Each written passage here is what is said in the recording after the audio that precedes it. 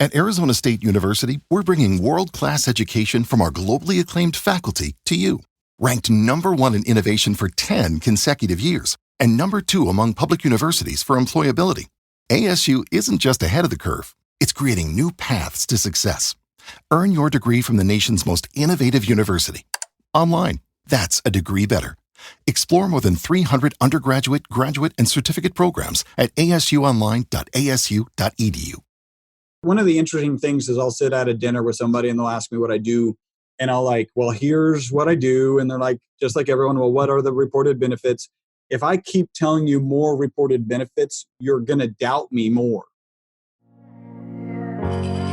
Welcome to the Beautifully Broken podcast, brought to you by AmpCoil. I'm your host, Freddie Kimmel, and on this show, we discuss the common thread survivors share after walking through the fire, the practitioners making a difference, and the treatment modalities that deliver healing back into the hands of the people who need it most.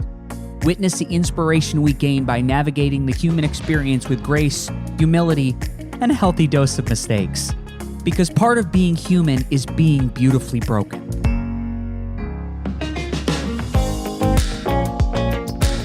All right, ladies and gentlemen, we are live with the Beautifully Broken podcast. We're here with Chris Burres, and we have some amazing topics about health, wellness, and something you may never have heard of. We're going to talk a little bit about buckyballs. Chris, welcome to the show. Thank you so much, Freddie. Thank you for having me on the show. I'm excited to be here. I think we're going to have a lot of fun and cover a lot of really interesting information. You said before we got started that you kind of heard about this, and so I'm excited to kind of give you more details.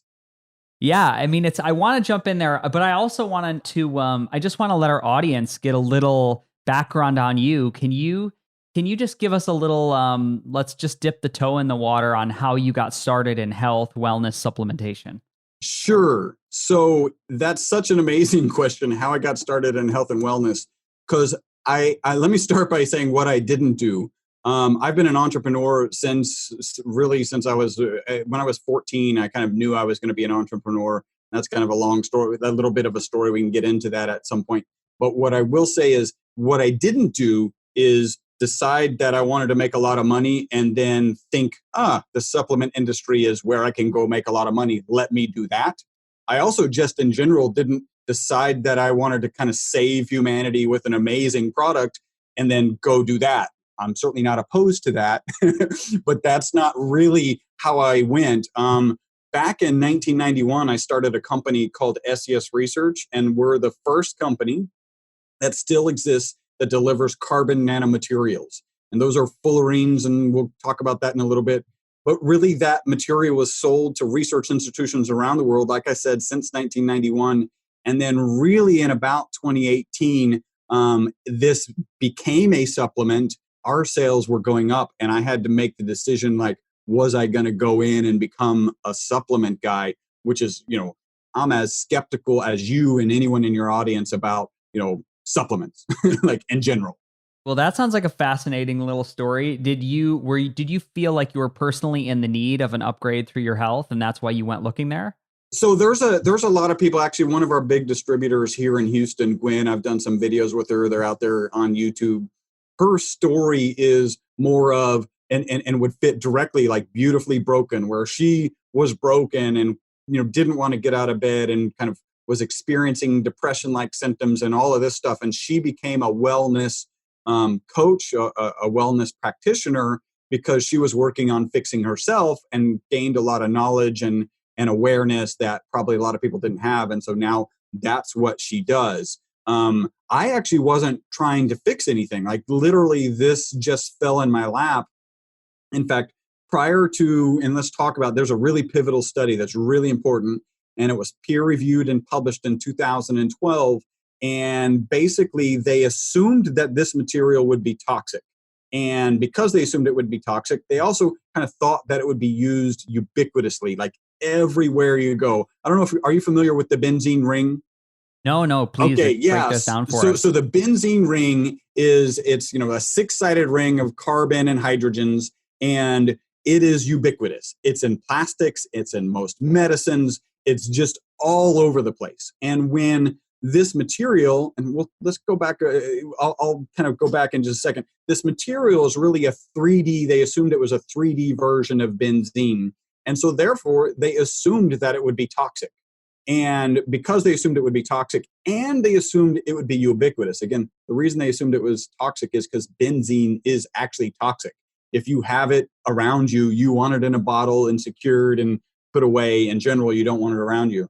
So they assumed it would be toxic. They did this kind of amazing toxicology study, and they gave rats water, they gave rats olive oil, and they gave rats olive oil with C60. Actually, we call anything that you would put inside of a mammal or inside of a live being ESS 60. So they gave them olive oil with ESS 60. Instead of being toxic, those rats that they gave ESS 60 in olive oil to lived 90% longer. And even though they lived 90% longer, none of them had tumors. All of the rats that were given water, and these were actually Wistar rats, so they're typically known to get tumors. All of them died at about 32 months, and all of them had tumors. The rats that were given ESS 60 and olive oil lived to 62 months. They actually killed the last rat. There were 2 rats left. When one of those rats died, they were like, okay, it's time to publish. This has now gone 62 months. We're 2.5 years over our 2.5-year study. So it was double. Kudos to the research for continuing the study. And so they euthanized that last rat. So they lived twice as long, nearly twice as long, and they had no tumors. That's really how this kind of product kind of accidentally landed in my lap. Incredible. Let's sidebar for a second on just animals, because the rats get the short end of the stick in these studies. There'll often be a study that I'll quote or I'll pull up in here, and it's always like a rabbit or a rat or something. And it's just this horrible thing they did to prove the functionality or the validity of some type of new drug or supplement on the poor little rats. Yeah, no. So one, the rats in this study were quite happy.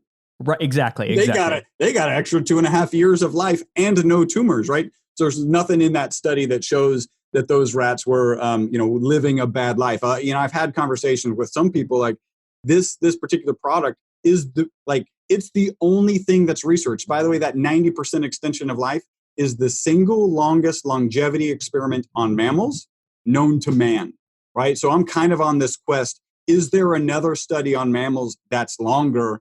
I've been really looking for 1.5 to 2 years, and I haven't found it. So I don't think that there's a longer longevity experiment.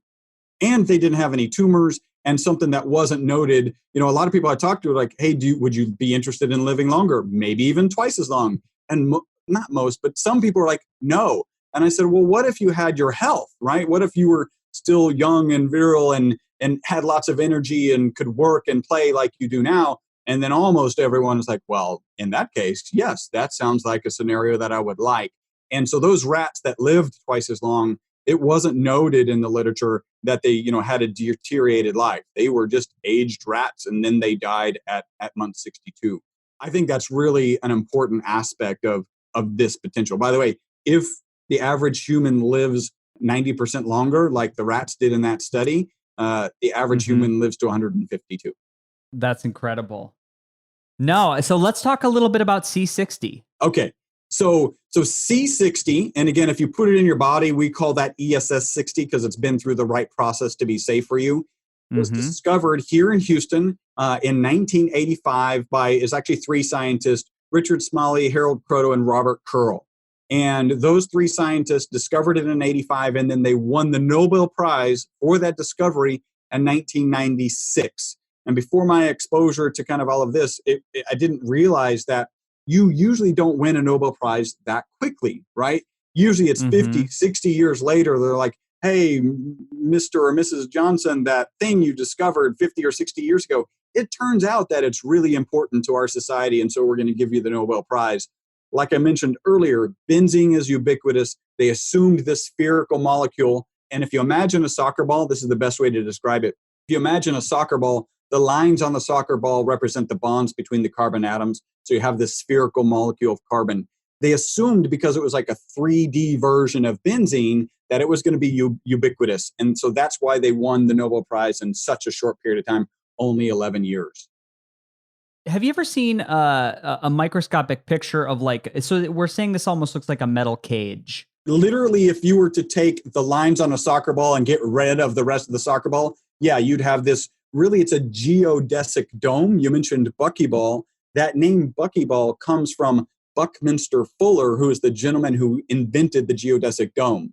So it has that geodesic dome shape. And so it's kind of, its familiar name is buckyball. The entire collection of molecules, which is C60, C70, C84, and on up, they're called fullerenes because of their kind of association with that. Yeah, so yeah, it's you can think of it as a metal cage.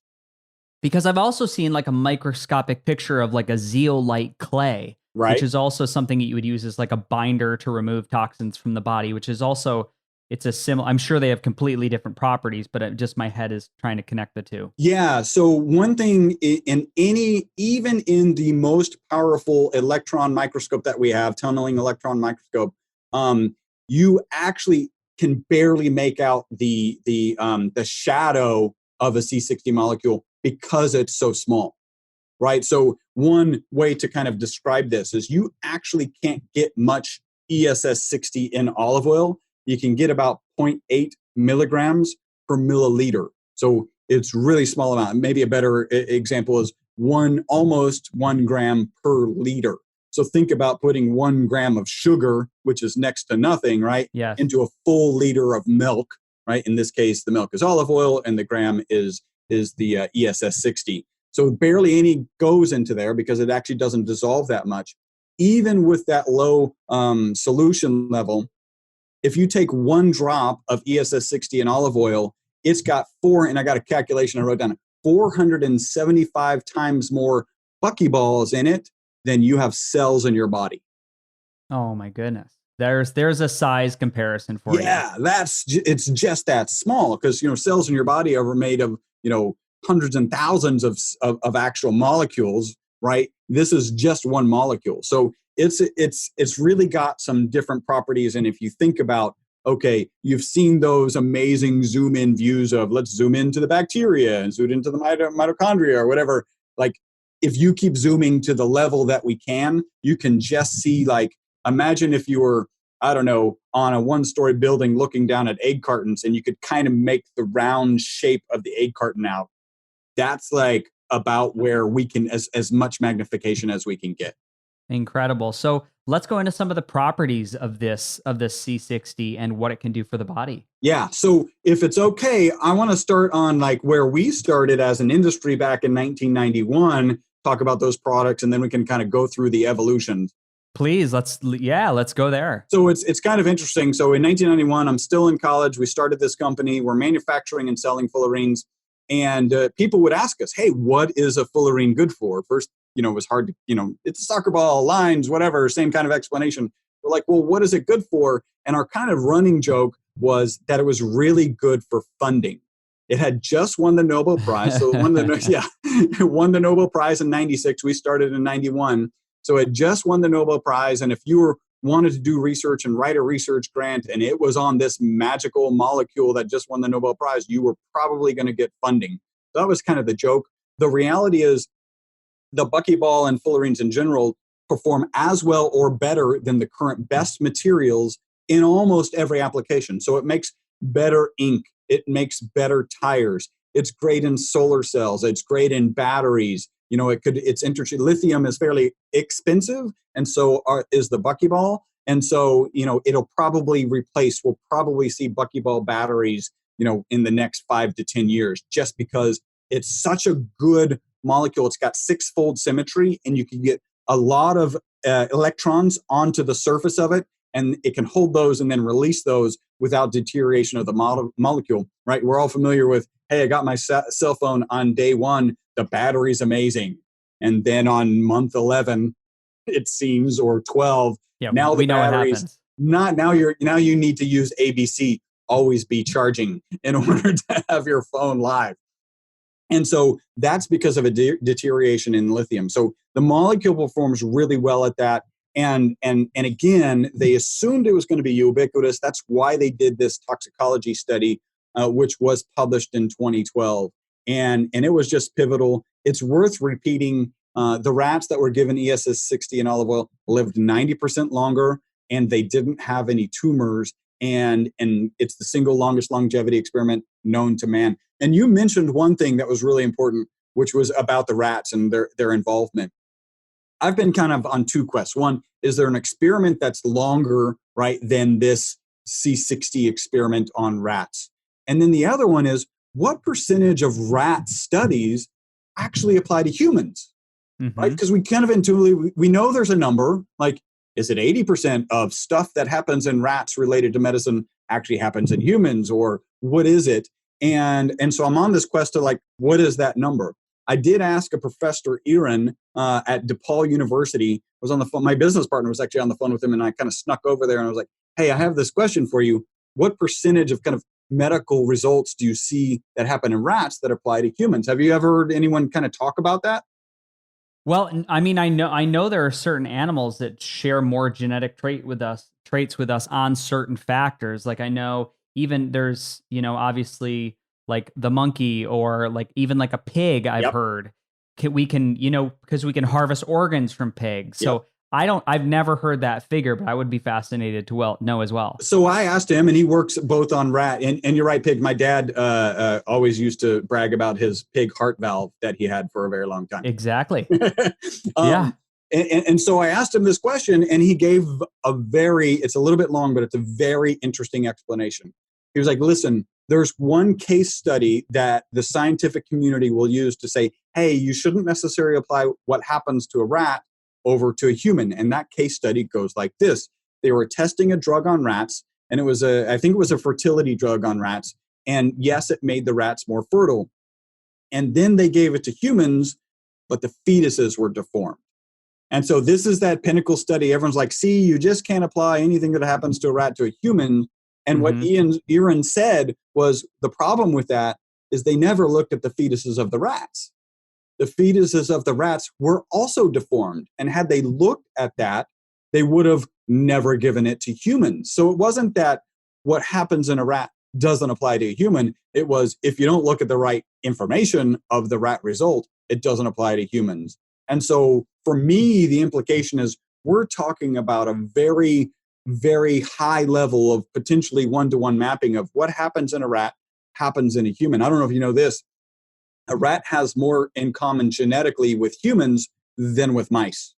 Really? So counterintuitive, right? Like, that comes out of left field. Yeah, clearly they are the same. Like, we could look at them and exactly. And actually they have more in common with us. So there is, I haven't found any data that counters that. I'm still looking for that. If any of your listeners have any of that, I'd love to look at, both. Is there a longer experiment on longevity in mammals? And two, like, what percentage of data applies to rats also applies to human? Because it's pretty high. That's why you can't get a human trial approved unless you've done a rat trial.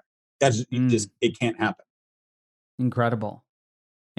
So yeah, that will sidetrack back to that evolution of your guys' product. So if we get to, hey, what kind of results are happening? And as soon as I start talking about results, I do have to say the FDA hasn't evaluated our product. It's not intended to treat, diagnose, cure, or prevent any disease. So that's just where we are. What I can talk about are testimonials that we have on file, and the thing that I share with people, because people ask all the time. Often they ask, hey, is it good for this particular ailment or whatever? To which I reply, look, the FDA hasn't evaluated it for that, but we're seeing such good results on such a broad base of things, which you would kind of make sense if it's actually extending the life, right? It really has to be, and by double, like, we're not talking, oh, we added in a couple extra days to these rats' life. And I don't know if you know this, one of the current best ways to extend your life is to starve yourself almost to death, get a 10 to 15% increase in your life. Yeah.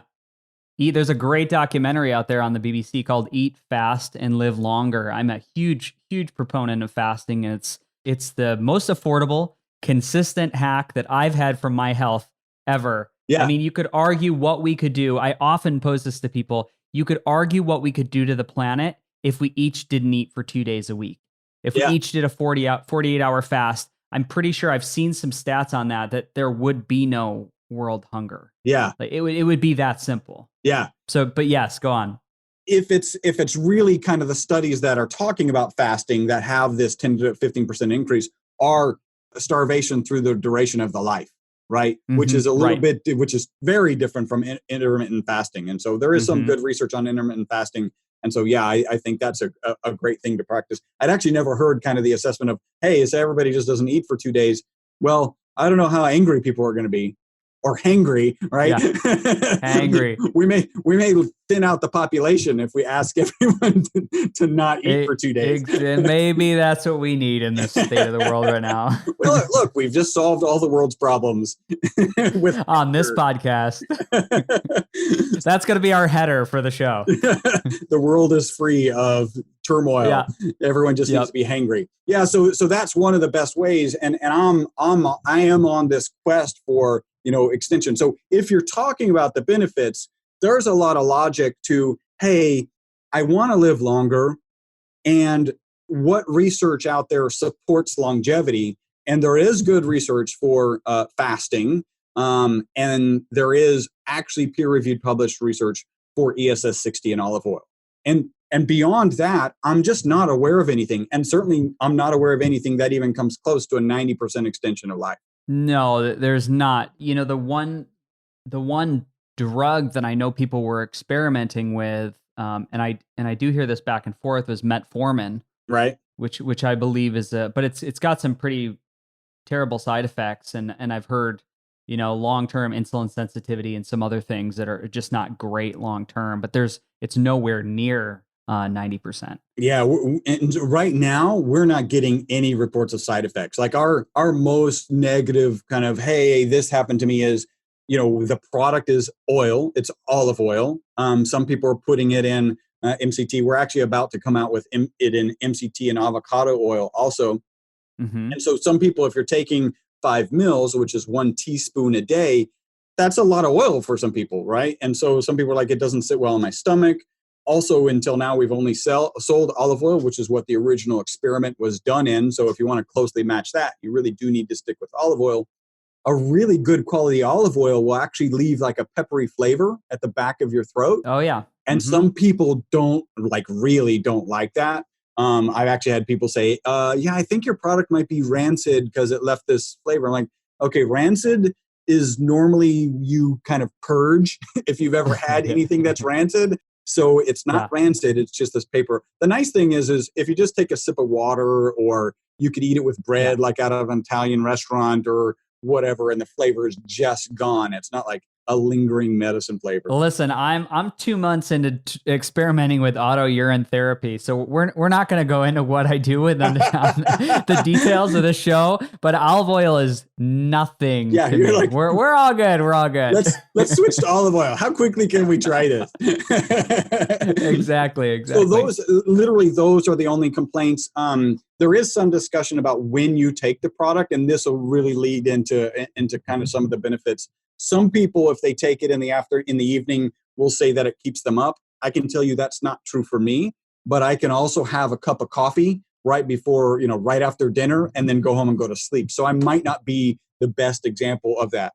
Most of our clients take the product in the morning, and most of the most consistent testimonial is better sleep. And it's such a subtle thing. There's actually a lady in one of my offices next door who's going through oncology treatment, and I was like, and she was talking about how budget impacts how much treatment she has, and I'm like, hey, just here, I gave her like 4 bottles. Please, try this. It's supposed to help. There's actually good Petri dish studies that show that ESS 60 helps the efficacy of the chemotherapy, so helps what it does to the cancer, and actually helps protect your own cells, right? So it's really an amazing kind of result that they have. Again, Petri dish, not in vivo, in vitro.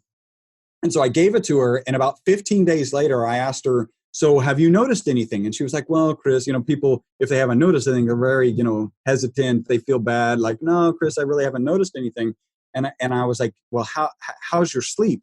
And her eyes like lit up, like way up. And she's like, well, that's actually that you mentioned this. I've been posting on Facebook. I'm waking up at 5:30, and that's been her target time, but she's not setting an alarm clock. She's not tired. So although our testimonial is often better sleep, sometimes you have to kind of elicit it. Because if you wake up 1 or 2 hours early tomorrow, you're like, okay, that's, one day. And then 2, 3 days into it, by the time it's a thing, you've kind of forgotten when it happens and you've just kind of moved on with your life, and I'm sleeping less.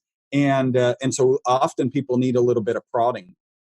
Well, we're notoriously horrible barometers for improvement in our own health. I mean, it's like, somebody who's coached hundreds and hundreds of people, when you see their symptoms go away and they no longer have diarrhea and they've lost 40 pounds, and the frame of mind in a human, it's, well, I'm not where I want to be. It's never, they never can feel you.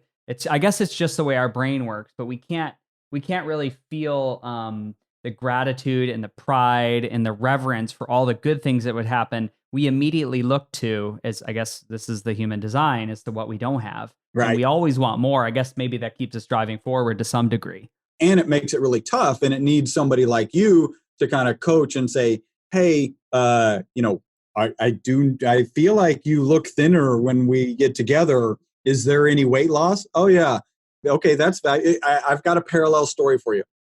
It was probably about a year ago. I was here at the office on a Sunday, and somebody knocked on the door. We're a manufacturing facility. We do allow people to will call, but we don't really have a retail facility. So I went and answered the door, and it felt very clandestine. He was like, do you have ESS 60? And I'm like, yes, I do have ESS 60. Come in. And then I had to figure out like how to take an order, because all of our orders are online. So I, got his credit card, placed the order online for him, and then gave him the product.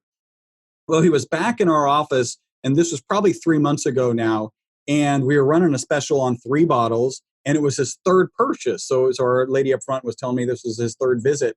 And I was like, so great. Like, what are the benefits? And he was like, none. Like, he was like, no, I haven't noticed anything. And again, in my head, I'm like, okay, if you want to live longer, this is the best research product out there. Like, there just isn't a better one. But still, people tend not to take it if they're not getting any benefits. And so there's this awkward moment of pause, and he goes, well, and he gestured towards his knuckles, like, does it help with arthritis? And I was like, look, the FDA hasn't evaluated it for arthritis, and we're getting a lot of testimonials about it helping arthritis. And he goes, oh, well, then my arthritis, it's helped me with my arthritis. And I used to have this click, click, click in my knee, and now that's gone. I was like, okay, well, that's good. And then he goes, and I haven't jogged in like 5 years, but now I'm about to go on my 8th jog, right, in a short period of time. I'm like, okay, well, that's good. And he goes, well, one more thing, I'm less stressed at work. And he was like, let me clarify. It's the same job, it's the same people, it's the same stress. I just feel less stressed. I'm like, well, it's too bad you're not feeling anything. We'll see you when the 3 bottles are gone. And the point is just, it's a little bit subtle, and all of that could easily be attributed to better sleep. If you read, there's a book that I've read called Why We Sleep. Amazing book. Again, really, really scary book about what happens to you when you don't sleep. And all of these things, diabetes is worse, your cardio health is worse, your memory is worse. All of these things are really detrimentally affected by a lack of sleep. So if all that ESS 60 is doing is helping you sleep better, then that's amazing. One of the things that they point out in this book, a $2 billion industry is the sleep aid industry, right? Ambien and all these other products. And what he points out is these are not sleep aids. These are knock you unconscious aids. And when you're quote unquote, well, when you're unconscious with these, you're not getting NREM sleep and you're not getting REM sleep. And those are the 2 things that are actually increasing your health and your body doing what it naturally does. So what's interesting is our customers take the product in the morning and then report sleeping better at night. So everything else that knocks you out is actually knocking you out at night. And so it's whole modem of how it's working is just totally different. I feel the value in that, like across the board. Sleep is such a big area of focus whenever I talk with someone about health and wellness. And you go in and you do a detailed evaluation of what's good sleep look like for you. The one stat I bring up is we have this great experiment in the United States called daylight savings time. And when we lose an hour, when we fall back, visits to the ER, heart attacks go up 24.6%. Yep. In the spring, when we spring forward and we gain that hour of sleep, the direct correlation, they drop right back down like 25%. So it matters. 1 hour of sleep, just that shock to the system, we can see how that reverberates through the total population. Right. And that I think, you've got really good stats on that. That's not intuitively obvious to people. They're like, oh, I'm a little tired. I drink a little coffee. I make it through the day. But it actually has detrimental effects to your health. Better sleep is just paramount. And the two kind of standard testimonials that we get, I gave one, is somebody who typically doesn't get to sleep before 1 a.m. is now going to sleep at 10. That's 3 hours. That's just phenomenal. And then I've got a business coach who says for 50 years prior to taking ESS 60, I was using an alarm clock to wake up. As soon as I started taking the product, I was waking up before the alarm clock. And so that, like I said, that testimonial, if that's all it's doing, then, that's incredibly beneficial. We get other testimonials, and I think that we could tie those to better sleep. We get testimonials related to Alzheimer's and dementia that are beneficial. One lady called me. I like to try and answer the phone a couple of times a week just to be in contact with our customers. And she shared with me that her son used to go to the hospital for emotional episodes about 4 or 5 times a year, and hasn't gone since he was on the product. And so it's having, and that could be explained by sleep, right? That really, get better sleep, and then all of these things go away. One of the interesting things is I'll sit at a dinner with somebody and they'll ask me what I do. And I'll like, well, here's what I do. And they're like, just like everyone, well, what are the reported benefits? And I'm kind of like, if I keep telling you more reported benefits, you're going to doubt me more. By the way, if you don't doubt me when I say that it extended life by 90%, like if we can get past that doubt. Yeah. You've got to try it. You've got to see how it feels in your body. I mean, at the end of the day, it's most people, you don't think about this, but the more we fill the brain with data and figures, the less likely we are to move on a decision. Because that is not the decision-making part of the brain. It's the emotional spark. It's, how do you go shopping and you have an emotional spark to what you put in the cart? Yeah. The data. You know exactly what you should eat. Yeah. I'm going to go walk around a grocery store in Houston, and I bet I can pick apart some people's, that's my favorite thing, to like just judge other people's shopping carts. Not really, but I mean, I'm just like, oh my God, it's got to feel bad inside. Yeah. Yeah, but people have a reason for what they choose, and it's not based on the science and data. No, clearly not. And they're probably like, I've always kind of wondered, I know there's nutritionists out there, and what does like, for me, you sit down and the nutritionist is like, stop eating donuts. And then you're like, okay, we're good, because I kind of knew not to eat those to begin with. But it's not about that. It's not that. It's about getting more data in people's hands and then getting kind of that accountability structure. Because like, who thinks it's all right to eat donuts if you're trying to mind your weight? Like, no one. And most people will say, oh, I want to lose at least 5 pounds. Like, most people are like, my goal is to lose 5 pounds on the donut. Well, you could eat it. Yeah, you could do a donut fast. I'm sure you could structure that. I'm sure you could eat the correct amount of donuts. And if you measured calories, I'm sure you could do a 60-day experiment. They've done it with candy bars. So I'm sure you could do it with the donut if you really, really wanted to. Well, so I didn't know that. So they did it with candy bars. Any kind of interesting results out of it? Oh yeah, totally. It was like a science professor. He did a diet off. He was only allowed to eat from the snack machine in the cafeteria. Wow. And it was just like Cheetos and candy bars but he did it. He lost like 35 pounds by playing around with the dose dependent, when he would eat, what he would eat, the amount of caloric intake per valued against exercise. And he achieved it. And many people have achieved that. Keep in mind, the delusion is that weight has anything to do with health. Yeah. They're not always related. So, there's that too. You can kind of like sidebar there and just say, well, wait a minute. Did they look at like LDL or anything else, or was it purely just a weight? I think it was a weight thing. Weight experiment. Yeah. I think, if we looked at all the snapshots in the blood happening from the candy bar diet, I'm sure you'd see some interesting things coming up, but maybe not. Our bodies are all so different, and the way we processed foods, my evolution has been, because I think I mentioned to you before we hit play, I started into health and wellness. I was like, I got to get to the gym. I got to start working out. I got to do this to change my body. And then I was like, okay, God, you could work out for the rest of your life and really not move the needle too much. And then I thought it was food.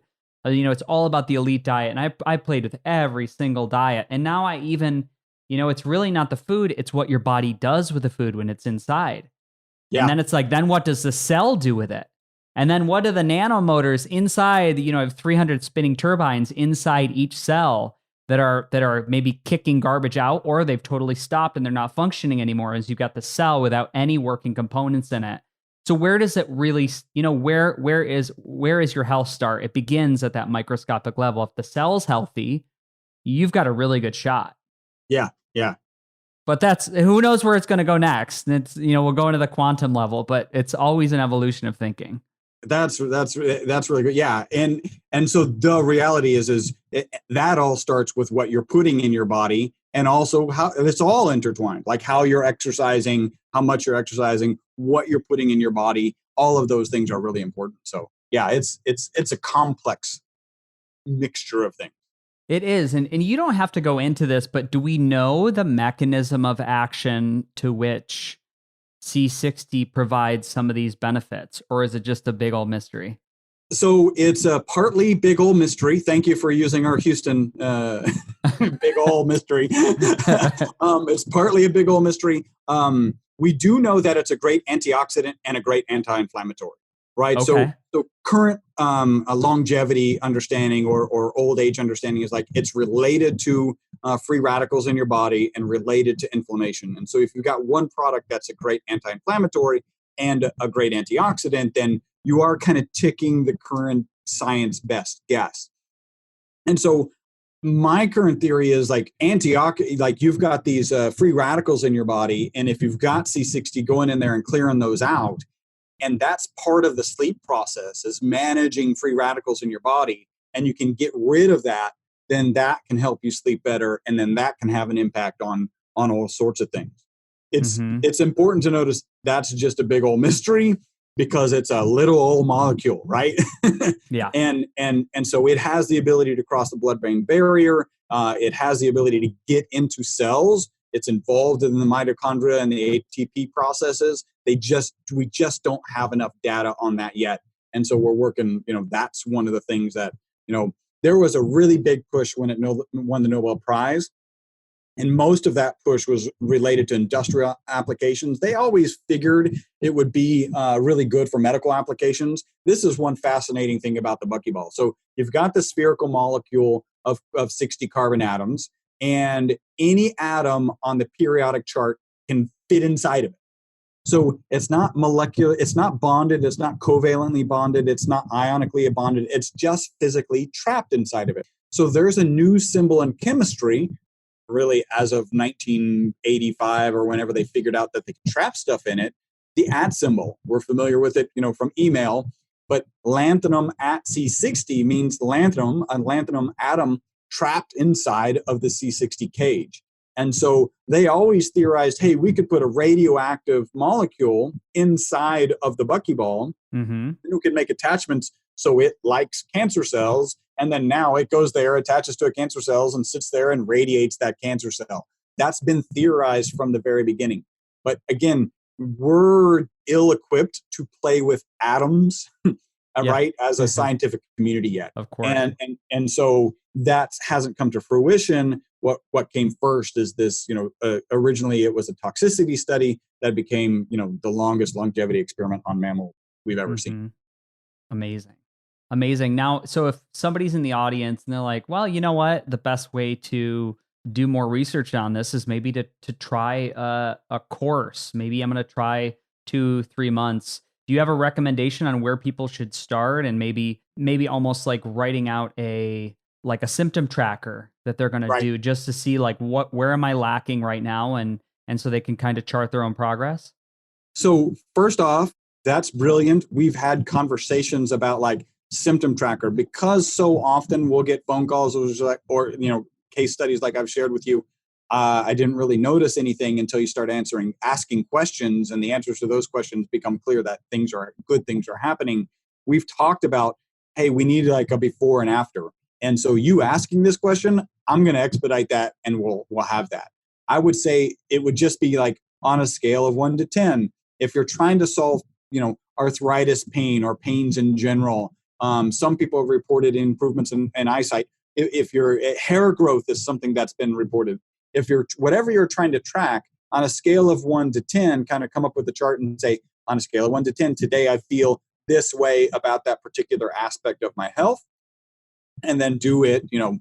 Probably we get reports, and from a physical activity standpoint, we get reports of the next day, meaning take a dose today. One of the guys on my team is a young Colombian kid who plays indoor soccer. I don't know if you've ever played indoor soccer. Oh, my whole life, yeah. Oh yeah. So yeah, all the way through college. Yep. So me too. And indoor soccer is, it's a sprint. It's 10 minutes and then get me out because I can't breathe situation. He said that he typically played about 10 minutes. The next day, after 1 teaspoon, and I'll be honest, it may have been a tablespoon, which is 3 teaspoons, but after 1 dose, he was able to play 20 minutes. So you have a clear understanding. If you could double your time on the indoor soccer pitch, that's something you would notice, right? That's a binary yesterday no, today yes, because that's a lot of time on an indoor soccer pitch. It is, and I find for me, for my population that I tend to work with, or the clients, I tend to work with people that are a little more chronically ill, right? That have been through chronic fatigue, the ME, the fibromyalgia, and if it works, I've found if you find supplements working on people that are well and they feel better, I find that the people that have been chronically ill, they react even more profoundly. That it's someone that's really deep in the well. If they can get a couple hands up and they're like starting to climb out.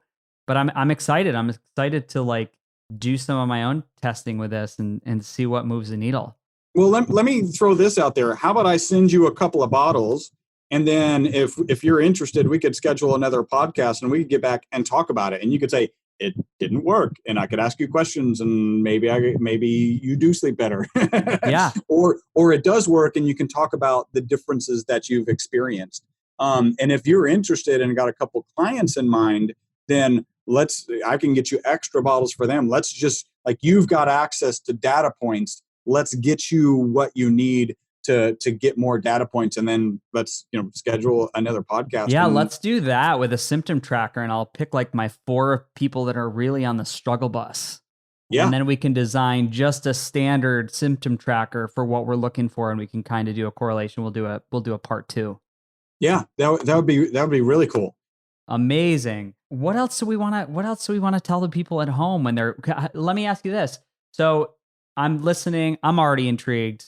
I'm kind of on board anyway. I'm a self-experimentation dude. I have other people that I know are thinking the same thoughts. Where do they go to get, because we talked about, you can go on Amazon, I've seen this stuff on eBay, and it looks like Grandpa Ed made it in his garage in a glass container with a rubber stopper, and they're advertising C60. So tell me about quality control and tell me where I want to go to get a good sample. Well, so one thing that I can tell you is we just ordered a product off of Amazon. I did a test on it. It doesn't have C60 in it. And so one of the things that we're kind of pushing for in the industry is C60 is C60. That's the buckyball. It actually takes some toxic chemicals to make it if you want to isolate it. ESS 60 is something that's been processed and is safe to put in your body, right? So if you want to order from a reputable source, just make sure you're looking for ESS 60. So that's the first thing. Obviously, I'd like you to order from me. Sure. and you can go to myvitalc.com, and basically if you scroll down the page, there's a 1 bottle is $99. We've got it on subscription. You can cancel that at any time. It's $74.95. So just get on subscription, especially like you're suggesting, let's do 3 months. Get on a 3-month subscription. Again, you can cancel that at any time. And if you'd like, let's make a code. I'd like to offer $15 off to your Let's to your do Beautifully audience. Broken 15. Amazing. We'll do that.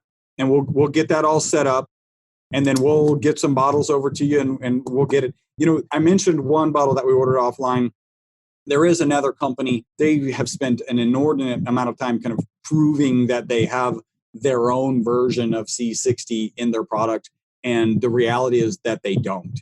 And it's really kind of nerve-wracking, because if something happens to those people, this industry, the FDA could come in and shut down this industry, and they're not, like, they're saying they have something that we have, and they don't have it in their product.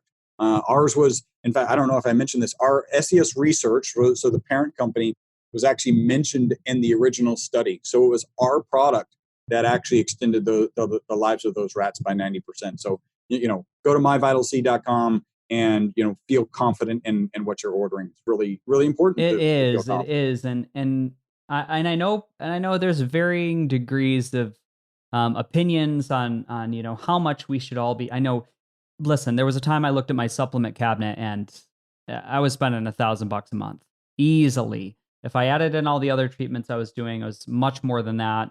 Vitamin IVs, ozone injections, hyperbaric chamber. It's a long, sad story, but I like the idea of my core four. I like tell people, I'm like, I've really cleaned, and it's so liberating to clean out your supplement cabinet. I have my core four. I've got a little digestive enzyme right now. I've got a multivitamin. That's pretty much it. It's unbelievable to where I came from. But there are, we do live in an increasingly toxic world, an environment, air quality in the home. 70% of homes have mold. I walk into New York City, I go through the Lincoln Tunnel on a bus. Let's talk about the air quality that I'm in that tunnel. I'm up-regulating, I'm up-leveling my heavy metal dose every time I go through that tunnel. It's all lead. Yep. Every single drive to work. So think about that. And, it is whatever you choose to do for your supplementation program. It's, when you get something that works for you and makes you feel good and makes you sleep better and makes your body ache less, keep the $70 a month. It's when you find something that works for you, and it resonates with you in your body, go with it. But you'll never know until you try. Yeah. Oh, I agree with that 100%. Awesome. Well, Chris, we're going to do round 2. And I'm going to, I tell this to people, I don't always post video. I'm going to post this video because Chris has rad glasses on. Are those blue blocking? No, they're not. So these are actually safety glasses. And kind of long story short, I got safety glasses. They're curved. So I feel is the appropriate word, very cool sometimes, because people will come up and say, oh, I have those glasses for when I ride a motorcycle. I don't ride a motorcycle, but these are the kind, they're Wiley X's. And so they told me, because they're curved and prescription, that I should wear them around the office a couple of times before I actually need them in the field. And so I wore them, and right about the same time, I lost a pair of my regular glasses. I'm like, well, and some people said they liked them. And so I'm like, oh, I'll keep these. It is, distinctive, right? So it's my intent to be distinctive. I love it. So we'll do a round 2. We can plot and plan that, and people have your website. It's myvitalc.com, and we'll get the code going. And man, I thank you for just, waxing intellectual and toss. I know we covered a lot of ground, and we'll come back and we'll do it again. That sounds cool. Yes. Thank you so much. Thank you. Thank you for being here. Ladies and gentlemen, namaste. Ladies and gentlemen, you made it to the end of the podcast. Now, in a world where the average attention span is less than 10 seconds, we just spent almost an hour together. And I think this is the beginning of something really beautiful. Now, one way to support the podcast is to head over to freddysatgo.com and check out my newly launched page, Freddy's Faves, where I've linked every 5-star product and healing modality you hear about on the show. Most offer significant discounts by clicking the link. And please know, it doesn't cost you anything extra, and at the same time, they support the show through affiliation. So check out Freddy's Faves on freddysatgo.com. This episode of the Beautifully Broken podcast was brought to you by our sponsor, AmpCoil, upgrading the vibrations of hearts, minds, and bodies all over the world. Thank you for tuning in. If you enjoyed today's show, head over to iTunes and leave a 5-star review. Grabbing a download is like giving this virtual thumbs up that we're doing it right. And if you want to connect with me, shoot me a message on Instagram at freddysetgo.com or at freddysetgo. That's all for today. Our closing. The world is hurting. We need you at your very best. So take the steps today to always be upgrading, whatever it takes to move the needle. Remember, while life is pain, putting those fractured pieces back together is a beautiful process. I'm your host. I love you. Namaste. Have a wonderful day.